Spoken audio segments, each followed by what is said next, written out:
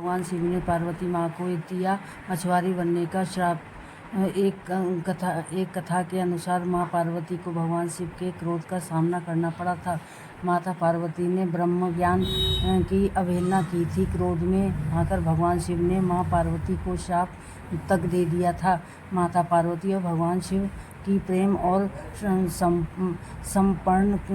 समर्पण की कथा तो हम सबने सुनते आ रहे हैं। शिव पार्वती का मिलन और उनके पुत्र गणेश जी की उत्पत्ति की कथा काफ़ी प्रचलित है, लेकिन एक कथा ऐसी भी है जिसमें माँ पार्वती को भगवान शिव के क्रोध का सामना करना पड़ा था। क्रोध में आकर भगवान शिव ने माँ पार्वती को श्राप दे दिया था, जिस वजह से माता पार्वती को मछुआरे के घर में जीवन व्यतीत करना पड़ा।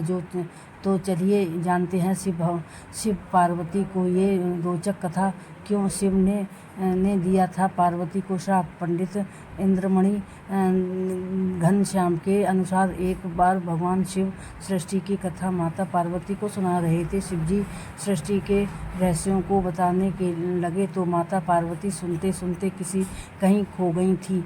शिव की कथा सुनने गए, लेकिन माता पार्वती दूसरी दुनिया में खो रही थी। तब भगवान शिव कथा को रोककर पार्वती पूछते हैं कि क्या आप मेरी कथा सुन रही हो? परंतु काल्पनिक दुनिया में खोई माँ पार्वती ने भगवान शिव को कोई उत्तर नहीं दिया। थोड़ी देर बाद माँ पार्वती वापस दुनिया में आए, तब भगवान शिव ने माता पार्वती को कहा कि ब्रह्म ज्ञान की अवहेलना की है।